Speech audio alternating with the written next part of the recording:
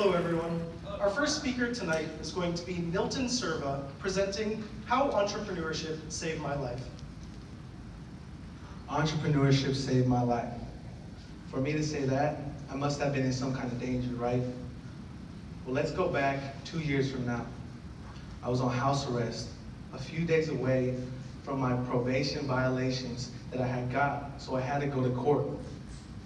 And what I had not noticed is that because of that, it was putting me into a bad position. Now let's go back one more year. I was in a cell at the Martinez Juvenile Hall, waiting to get sentenced for my first-degree residential burglary charge. Luckily, I was blessed with a public defender and judge that saw great potential in me. And later, my charge was dropped from a first degree to a second-degree charge. Either way, it was very difficult for me, but it was even more difficult for my family, because they had to experience this, and I didn't know how to deal with it myself. And one thing that came about from all of this was that my family got to understand that I had issues, and so did that I had to fix it, and that I had to keep pushing forward. And one big thing I noticed from all of this was that incarceration was leading me somewhere that I didn't expect to get. The biggest thing I got from it was that entrepreneurship was meant for me. But it took me a while to get there. So what I had focused on when going through entrepreneurship was the process. So during my incarceration, I spent a lot of time reading. I read a book, and it was called Rich Dad, Poor Dad by Robert Kiyosaki. This book opened up my mind to think differently and understand business. Little did I know that this was the beginning of when I would focus on entrepreneurship. And from this day, I read every business and personal development book in the facility. A book I read that really made me think that I can be an entrepreneur, and a successful one, was a book called Nothing to Lose, Everything to Gain by Ryan Blair. And he was incarcerated as a teen. But the thing is that he became a success. And when I heard about that story, I wanted to be like him. And I knew that there was opportunity for me to do so. So I focused on actively finding the mentorship and the education that I would get. So I started a company called Serva Media. With my brother's help, we formulated a plan to really push forward this company that would change the way we produce and market media. And the way I've noticed is that there is a huge, huge problem in media, that we are producing content that is not correlating with the way we want to drive the engagement. We are a full-service digital media company that focuses on providing services that is cross-cultural, immersive, because we think that the content that's created is supposed to engage, not just be created for nothing. So through my incarceration, I was able to notice that all these little things were happening to me to lead me to something great like this. All the books I read, everything I was doing while I was incarcerated was preparing me for such a task that I thought was impossible. And the reason I got here were because of two things: my work ethic and my now strong support system. See, it was really hard for someone like me to get to a place like this, because I come from a family of 5, and we were really poor. My mother only made about $6,000 a year, but I didn't care because I loved her so much, because she put me through school and everything she had to do. But I was still unsatisfied. I was very materialistic, and I didn't see the outlet that I was looking for to release my stress and frustration. So I would consume drugs and alcohol to feel like I was escaping someplace and I could actually be somewhere I belonged, which is why I was drawn to the streets. I learned a lot of things when I was on the streets, and a lot of things that I still love about it. The hustle, the grind, and the mindset.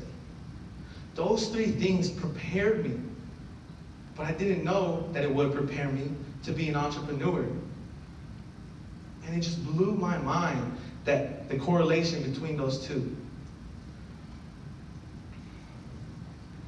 So one thing we're trying to do new with ServaMedia is that we're trying to integrate VR, AR, and AI into our line of services, but create new lines of services that are around this type of technology, but also around the collection and access of data. And that's something we are trying to focus on because it's the future of media. Now, since TED is about spreading new ideas, and the future of everything is happening here, I want to tell you all about the future of ServaMedia. So one thing we're trying to do here is that we're trying to start something that's based off of one problem I learned not too long ago, that digital agencies and digital publishers are having a huge battle. This push and shove is causing a lot of commotion with the media and what we are doing today. So we plan to take on the publisher side and become a hybrid company.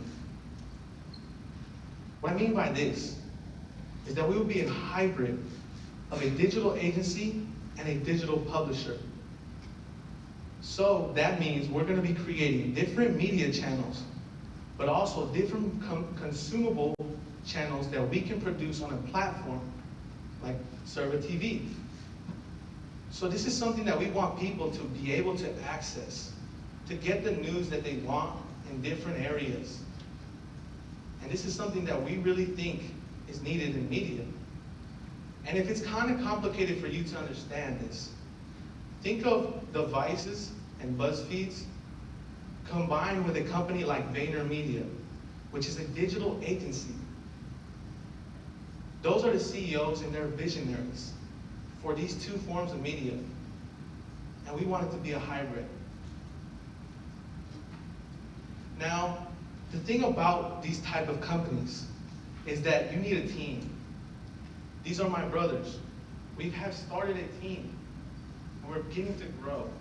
We see a future in media, in entrepreneurship, in the way we, actively push on this whole movement of serious entrepreneurs. I'm really focused now because of what had happened to me. I understand that there's these issues with youth and entrepreneurship and getting them involved. And although those are my two older brothers, I've been able to teach them so much, but I've also been able to learn so much.